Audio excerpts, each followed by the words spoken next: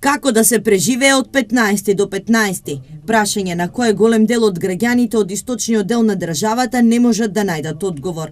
За едно 4-члено семејство да може нормално да живее, да купи нова облека, да отиде во ресторан или театар, а при тоа фрижидерот да биде полн и сметките платени, месечно се потребни 32.475 денари.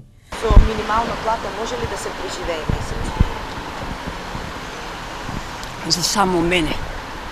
За мене оти само живеем може. А да имам внуци, нели, па давам нешто, ама помалку, не многу. А за повише не. 14.000 пензии не може да поминам сам со 14.000.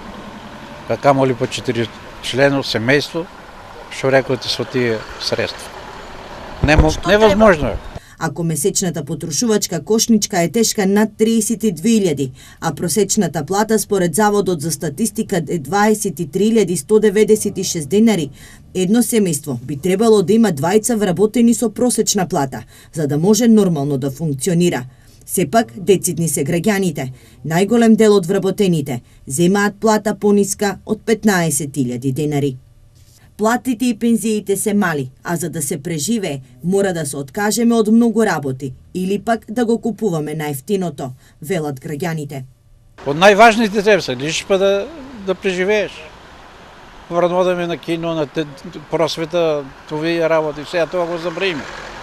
Да купиш нешто ново, од гардероба нешто, и тоа не го користим. Ја користам гардероба од пред 30 години што е да потрошам. Ако тоа се троши, нема да остане за храна.